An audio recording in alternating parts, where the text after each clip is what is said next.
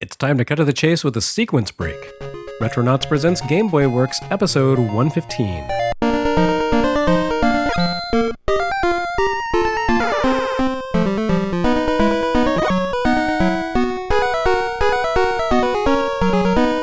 There's a shadow looming over the VideoWorks series, a game that has had an outsized influence on many of the games covered here and has yet to be explained. Namco's Tower of Druaga. Druaga has come up more than half a dozen times in the past year or two, but because it received only a limited arcade release outside of Japan until the Namco Museum series for PlayStation, it remains one of those elusive influences hovering on the periphery of the series. So we're skipping out of sequence here for Game Boy Works, going from late November 1990 to late December 90, which altogether means we're jumping over about 30 games because this was a busy winter for Game Boy. The Famicom version of the Tower of Druaga was a huge hit in Japan, and its impact will continue to exert itself on the games we're exploring here. So it's worth jumping ahead to pause and examine Druaga. The Tower of Druaga, or Druaga no To in Japan, debuted in arcades in 1984. Designed by Xevious creator Masanobu Endo, Druaga's objective was quite straightforward. It was meant to be a role-playing game for the arcades, built on many of the same principles as 1980's mega hit Pac-Man.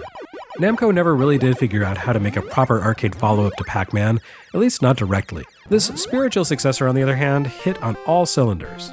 It was nowhere near as simple as Pac-Man, of course. You could play Pac-Man with a single 4-way joystick, but even then there was far more complexity to this game than even the addition of buttons would suggest. Druaga did its best to distill the essential concepts of a role-playing game into a sort of maze chase title. The protagonist, Gilgamesh, was a knight clad in somewhat useless golden armor. As with Pac-Man, the lightest brush proved instantly fatal to Gil. What he lacked in defense, however, Gil more than made up for with versatility. The player begins each new session of Tower of Druaga armed only with a sword and shield. You can't make use of both sword and shield simultaneously, though. When Gil adopts a neutral stance, he raises his shield and can block hazards that collide with him from the front. He can't retaliate, though. In order to do that, he needs to lower his shield and brandish his sword. This can be a little confusing to a newcomer, as Gil doesn't swing his sword with simple taps of the attack button. Instead, he holds his blade ahead of himself for as long as the player presses the button. Any enemy he strikes directly with his sword will be impaled, but running around with Gil's sword drawn is a sure way to meet a quick grave, as he's very vulnerable while in attack mode. Gilgamesh also has the ability to wield a variety of other powers and skills. For example, the pickaxe tool allows him to break through walls within the maze up to 3 times, shattering after it's completely used up. It's with the arrival of these additional abilities that Druaga reveals its true complexity. Gilgamesh needs to conquer several dozen floors of the tower in order to complete his quest and rescue Princess Kai from the eponymous villain, but it's actually impossible to complete the game armed only with the prince's default gear. To claim victory, Gil needs to power up along the way to the top of the tower. Nearly every floor of the tower, every stage in other words, contains a hidden bonus that can be claimed to amp up the hero's skills. These range from passive permanent skill boosts, like the jet boots which double Gil's speed, to a succession of rings that make him invincible to various hazards, to a set of crystal rods that hold the key to acquiring the only weapon capable of harming the villainous Druaga. Not every tool is essential, but each of them can be incredibly valuable when used correctly. No, except the items that hurt you, like the potion of energy drain. This is an old arcade game after all, and its mission in life is to cause you pain. The challenge inherent in using these upgrades isn't simply knowing when and how to use them, you also need to find them in the first place. Each upgrade is hidden behind a very specific secret unique to each floor, and unless you perform the proper action to reveal an item, it will remain hidden and go unclaimed.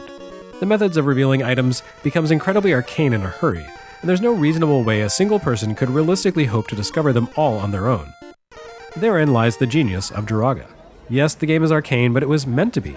Endo wanted to create an RPG with a communal aspect, but a multiplayer role-playing adventure didn't really make logistical sense in 1984. So instead, the socialization comes in the metagame. Druaga is a game that players are meant to spend many months attempting to unravel together. As groups of friends or classmates crack the secrets of the game, or came across explanations in a magazine, they could pass that information along to their peers. It's a concept that doesn't work in the current era of instantaneous collaboration and worldwide dissemination of information online, but it was perfectly tuned to the world of 1984. I think it's a case of you had to be there. The excitement of cracking a video game mystery to share with friends, the relief of a classmate helping you through a spot that had vexed you for days, the electric thrill of thumbing through the latest issue of a gaming magazine to find a valuable pro tip. This was the essence of the analog media era, and it was built into Druaga in a way that no arcade game had done before. Druaga truly found its place in video game history when it arrived on Famicom the following year.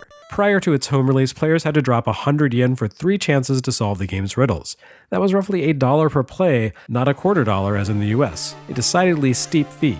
At home though, Druaga's costs came all up front. Once players purchased the cart, they had unlimited opportunities to decrypt its mysteries. Better yet, they could do so in the comfort of their own home, at any time of day, or at least any time of day that they were allowed to use the family television. It was a more economical and more convenient way to play, and it did wonders for Druaga's uptake. It certainly didn't hurt that Tower of Druaga arrived on Famicom right as the console hit a sort of critical mass. Famicom had caught fire in 1984, and the system was the hottest thing going the following year. When it shipped for Famicom, Druaga was the biggest, deepest, most challenging game for the system, a claim it could make until Super Mario Bros. Arrived in September. With everything it had going for it, Druaga appears to have been a must-own title, and it turned many players onto role-playing games. Because Druaga was, for all intents and purposes, an RPG. In addition to its aesthetic trappings, it gave players an inventory, and a quest, and upgrades. It was simplified, to be sure, a child of Atari's adventure with no stats or leveling. It constantly called back to Pac-Man, not only in its monster full of mazes, but also with smaller flourishes. For example, consider Gilgamesh's inventory display. It appears as a series of icons at the lower right of the screen, outside the active play space, just like the stage progression bonus icons in Pac-Man. The Famicom conversion of Druaga maps quite faithfully to the arcade game. A reasonable enough expectation since it ran on the same board as Pac-Man, which had received a fine Famicom adaptation, or 3. Aside from some graphical downgrades and a screen reorientation from vertical to horizontal, Druaga carries forward all the puzzles, items, and monsters from the coin-op, its fidelity undoubtedly accounting for much of its appeal to the Famicom crowd. Echoes of Druaga would be seen in games like The Legend of Zelda, with its single-screen mazes, each containing a power-up, the teleporting wizards, and the fact that the final boss can only be harmed with a specific weapon found adjacent to his lair seems like a dead giveaway. It would be seen in Ys, and the way Adol Christen took on enemies with run-and-bump tactics, rather than wild sword swings. And it seems to have inspired Highglide, which debuted at the very end of 1984 as well. If you've spent any time with Japanese Famicom adventure games, you've felt the pull of Druaga's gravity in some fashion.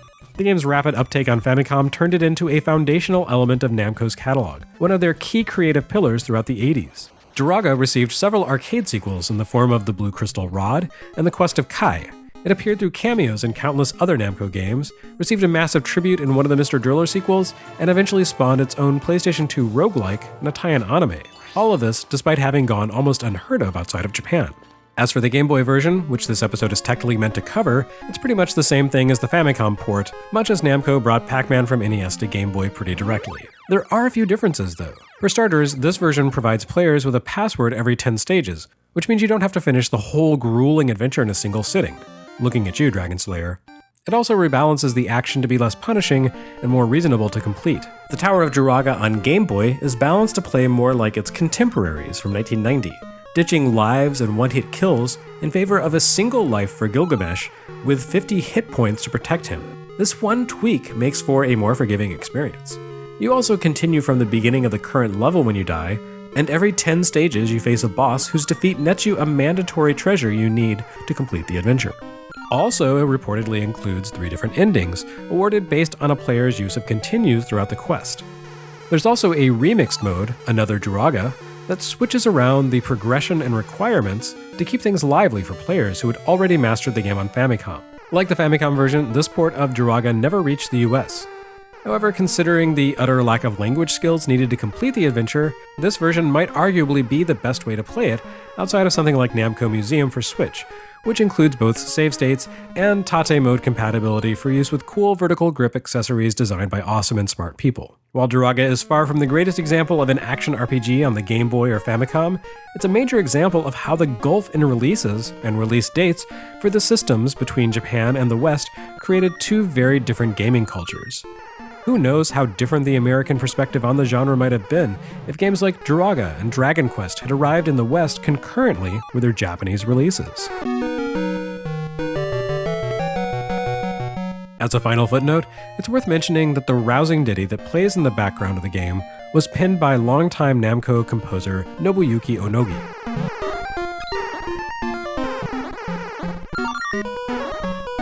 Who recently passed away at the age of 63. Onogi was responsible for most of the fanfares and ditties of Namco's golden age of arcade releases, but Druaga might well have been his finest work. Certainly it's been resurfaced and remixed repeatedly through the years.